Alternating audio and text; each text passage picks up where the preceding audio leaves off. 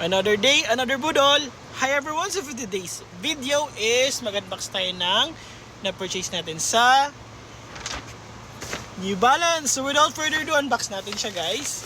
So kukwento ko lang, nabili ko siya kanina. Ayan.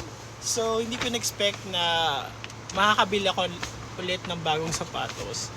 And this time, I promised to myself na ito na yung last shoes ko for this year. Kasi ang dami ko ng sapatos and hindi ko din masyadong nagagamit. And then again, ang tagal kong hinanap ito, pati sa Davao hinanap ko tong shoes na to. Gawa nung meron namang available sa Jensen that time, and then hindi ko siya nabili. Ayan, hindi ko siya binili. And then good thing, nag-repurchase sila kanina. Kanila lang stock dumating, and then may isang size lang available.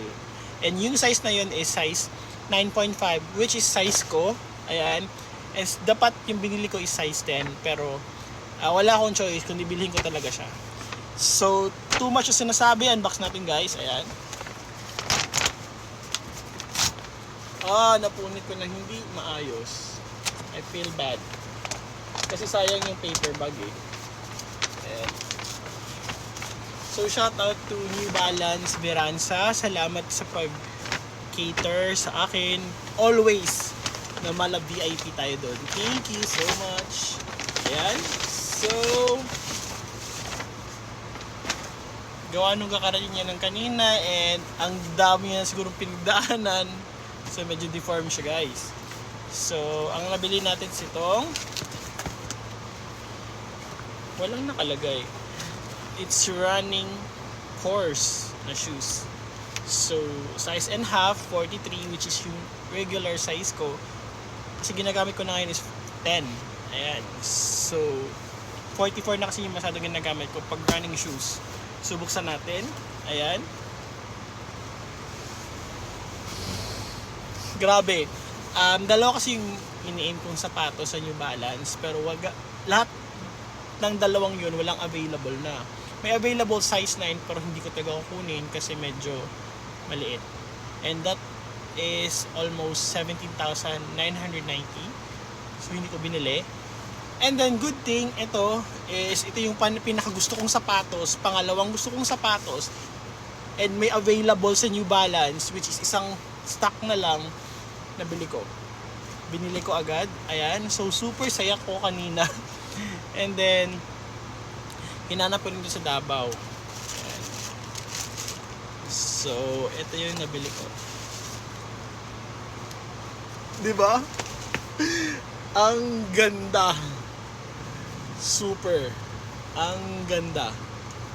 Ang ganda niya guys. Super ganda niya. So ayan. Yung pair niya is, check natin.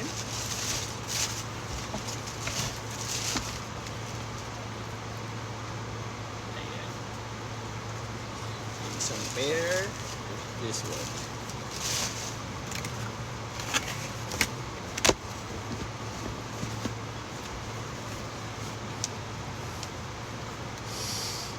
Ang saya ko talaga guys. Kasi ito yung shoes na pwede mong gamitin kung saan. Pwedeng sa running, pwedeng pang outfit. Kaya din na-inlove ako sa color. Sa colorway niya. Ayan. Siguro hindi ko susuotin ngayong araw. Susuotin ko siya during sa event. Ang dami ko kasing bagong sapatos na pang running. So, ang hirap. Basta ito na siya guys. Again, neon kasi ang ganda pag minuwalk. So nabili ko to sa halagang 10,000. Ayan. 10,295 pesos. Less 1,500. So kayo na maggawa sa math. So yun yung nabili ko. Ito yung shoes na nabili ko. Super comfy niya guys. And then super na-inlove ako sa sapatos na to. So unang kita ko pa lang. And then ito yung pinunta ko talaga ng Davao pero hindi ko nabili. So ayan siya guys. Ito siya ulit. Ayan siya ulit. And yun lang. Thank you for watching.